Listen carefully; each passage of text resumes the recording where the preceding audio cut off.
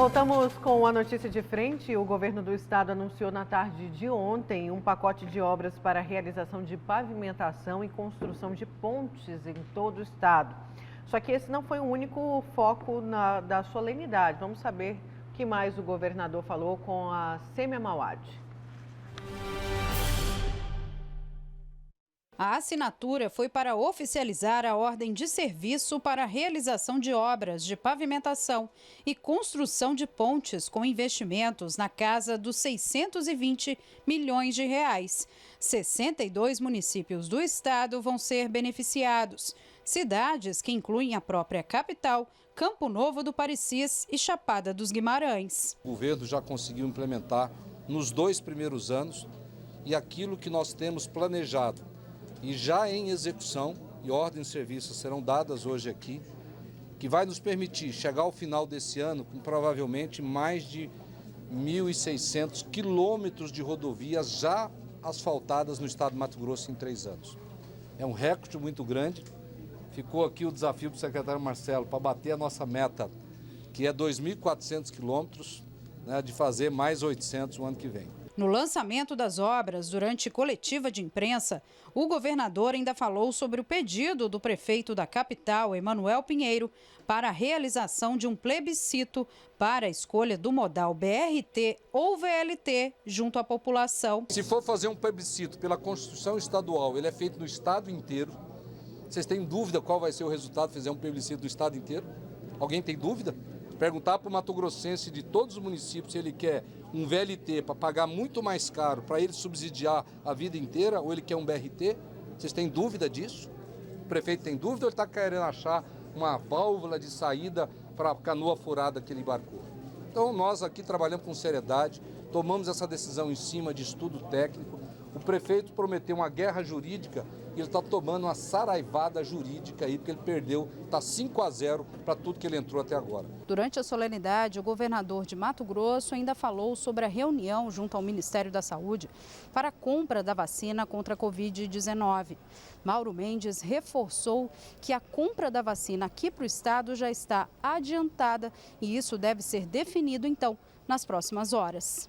Eu estou tentando hoje um contato com o ministro para dizer, olha, ministro, eu consegui, nós estamos aí em tratativas razoavelmente avançadas para Mato Grosso comprar 1,5 milhão de vacinas. Eu tenho dito isso a vocês, nós estamos aí há mais de um mês correndo atrás, carta para cá, carta para lá. Agora, se for para mim comprar, para entregar, para distribuir no Brasil inteiro, não tem muita lógica. Agora ele disse o seguinte, que se alguém conseguir comprar, que pode entregar, o governo federal paga e coloca no plano. Se for assim, não tem problema. Vou comprar esses 1,5 milhão, né? Se ele colocar no plano lá, distribuir isso no Brasil inteiro, mas ele paga, eu não vou pagar para distribuir vacina para todos os brasileiros. É uma negociação que, se ela fechar entre hoje e amanhã, deve fechar. A gente vai publicizar, mas eu vou depender, então, dessa posição final do Ministério para garantir que nós tenhamos esse 1,5 milhão de vacinas aqui em Mato Grosso. Em reunião, ainda ficou definido que Mato Grosso deve receber quase 4 milhões de doses da vacina. Essa quantidade é suficiente para imunizar mais da metade da população mato-grossense. Bom, o pacotão de obras aí, e o governador falou também um pouco sobre a vacina. E os nossos telespectadores já falando aqui, né? Olha, eu sou Fabrini de Barra do Bugres, pergunta aí para o nosso governador, vai zerar os impostos também ou vai ficar quietinho? Do quê? Não sei nada, não ouvi nada. Zerar imposto do quê? Não, é porque ele estava falando do anúncio das obras e pedindo, né, do combustível, porque você vai falar disso daqui a pouco. Novidade. Um esforço gigante por parte do governo federal. Eu vou responder essa pergunta dele no destaque. Pois é. Deixa eu trazer aqui uma outra reportagem antes do destaque do Lúcio, porque o Sindicato dos Servidores do Tribunal de Contas do Estado requer nulidade de votação sobre a contribuição previdenciária da Assembleia de Mato Grosso. A Nayana Bricá conversou com o presidente do sindicato, que explica para a gente o que foi proposto. O Sindicato dos Trabalhadores do Tribunal de Contas do Estado de Mato Grosso entrou com um pedido de nulidade em relação à votação do PLC 36, que previa a derrubada do desconto de 14% na aposentadoria dos servidores aposentados. O sindicato é contra a votação, sendo que 14 dos deputados disseram em redes sociais que votaram a favor dos aposentados. mas, na prática, o resultado foi outro e o veto foi derrubado. O Vander da Silveira, que é o presidente do sindicato, está com a gente e tem maiores informações. Vander, essa votação foi bastante polêmica, muitos dos deputados disseram que ficaram a favor dos aposentados, mas, na prática, a gente viu que a conta realmente não fechou. Esse pedido de nulidade já chegou a ser protocolado na casa? Sim, foi protocolado. Nós já fizemos o protocolo na Assembleia Legislativa e aguardamos uma posição do presidente. Em relação aos servidores do Sindicato do Tribunal de Contas, quantos desses servidores serão penalizados com esse desconto de 14%? Mais de 140 servidores. Nós temos um grupo bastante elevado de aposentados que antes não contribuíam com o valor que era até o teto do regime geral de previdência. Com a reforma da Previdência, passaram a descontar 14%. Com o projeto, esse valor seria novamente isento quem recebesse até o teto do limite do regime geral de previdência, que com a reforma voltou a ser. O projeto ele favorecia esses servidores e, numa votação muito polêmica, foi mantido o veto do governador. Qual que é a proposta de vocês com esse pedido de nulidade? Vocês estão propondo fazer uma nova votação? A gente entende que precisa ser feita uma nova votação. Essa votação, com a conta não fechando, onde 14 deputados alegam que votaram favoráveis aos servidores, e a derrubada do veto consta que só teve 11 que votaram, então a conta não fecha. E a gente entende que, para dirimir e até fazer com que deputados que votaram favoravelmente não sejam também colocados em xeque a sua idoneidade, é preciso fazer a anulação dessa votação ou uma checagem. Já que eles declararam um voto numa sessão secreta, a gente entende que perdeu a ideia do secreto. Então, dessa forma, eles precisariam abrir os seus votos. Tem deputados que já comunicaram que estão à disposição para abrir seu voto, se for necessário. E qual foi o posicionamento do presidente da Casa, o deputado Eduardo Botelho, em relação a esse pedido de vocês? Nós ainda não tivemos uma fala com o deputado Eduardo Botelho, mas nos próximos dias nós vamos sentar para fazer esse pleito pessoalmente para ele.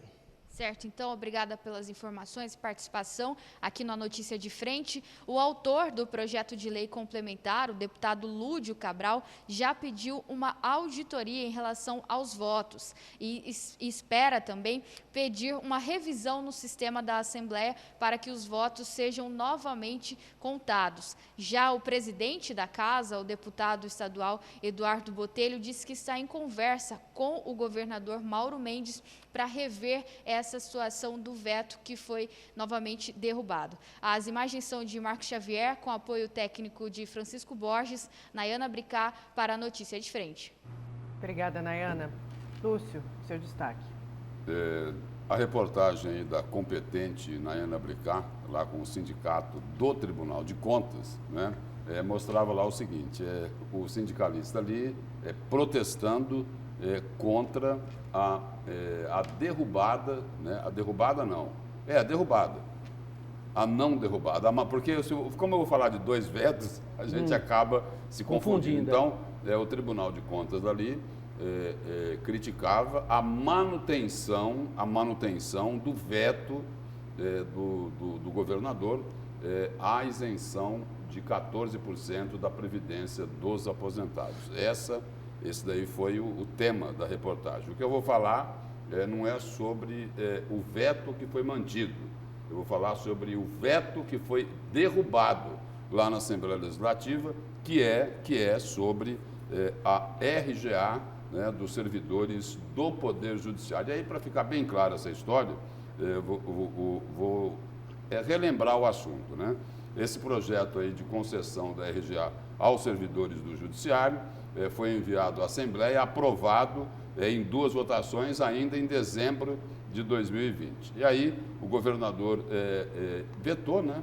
Impôs o veto aí, alegando que era inconstitucional e que ele teria um impedimento legal por conta daquela lei complementar federal proibindo os estados, os municípios e a União, né, a aumentarem qualquer tipo de custo, repasse de RGA, aumento de salário por conta da situação de emergência e por conta dos recursos que estados e municípios receberam do governo federal. Aí os deputados, então, eles derrubaram o veto do governador, né? E aí depois ocorre o seguinte, aí nesta quinta-feira, né, nesta quinta-feira, o secretário estadual de Fazenda, Rogério Galo, ele confirmou que a questão agora será judicializada numa ação direta lá de inconstitucionalidade e que já está sendo elaborado, né?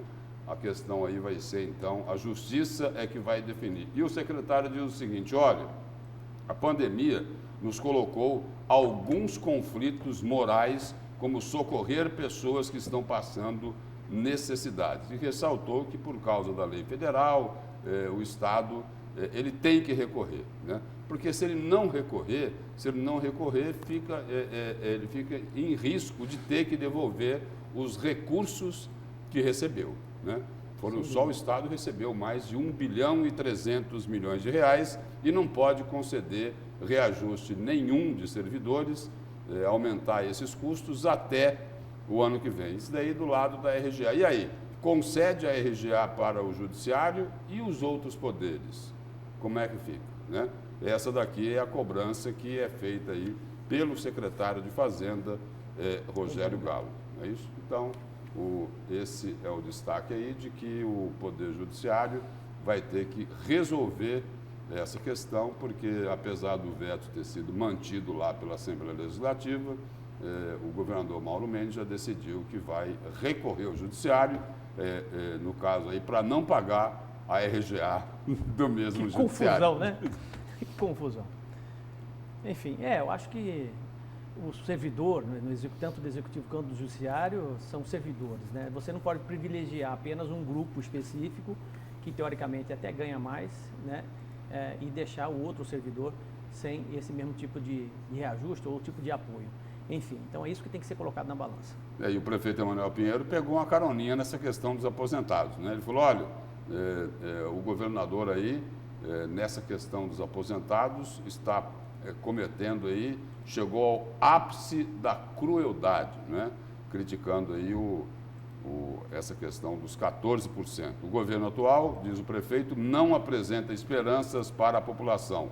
Governo que administra com arrogância, desrespeito, humilhações, produz crise atrás de crise, né? Diz que ele persegue os servidores, não prioriza a educação, sendo o algoz da educação estadual. Mas né? tem coisa mais grave que tudo isso aí, né? Que quem deveria dar exemplo, infelizmente, não deu. Né? Não deu porque foi, de certa forma, publicado ontem, o gasto do governo estadual na ordem de 30 milhões de reais, só do Executivo. Só com carro, compra de carro, 1 milhão de reais gasto com passagens aéreas, né? Tem dinheiro para tudo isso, mas não tem dinheiro para aposentado. Vai tirar do aposentado, Lúcio. Está entendendo? Sabe? Quer dizer, então, é isso que é difícil explicar. Não tem dinheiro, mas tem dinheiro para manter uma máquina tão pesada desse jeito? Para ser tão custoso assim o Executivo nesse ponto? Né? Quer dizer, então, alguma coisa está errada, né? Pois é, o pessoal está cobrando isso aqui, né? Vejo que o governo não quer pagar RGA, mas ele prometeu. Aí tem um videozinho rolando aqui, não tem como a gente colocar áudio, mas é um vídeo de campanha, né? Que o governador falava para estar do lado dele, que ele ia lutar pelos servidores. Tem mais gente aqui participando. Lúcio, seu destaque reforça o que o professor disse. Estes seres da Assembleia têm rabo preso, todos. É o Ivan do Cochipó também falando aqui com a gente. Né? Tem mais gente aqui participando. Pergunta também para o governo se o funcionalismo concorda com a alíquota de 14%. Diz aqui o nosso telespectador. Porque aí tem os dois lados, né? De uma mesma moeda, não é isso? Foram dois vetos. Os deputados mantiveram o veto, né? No caso dos aposentados. Sim.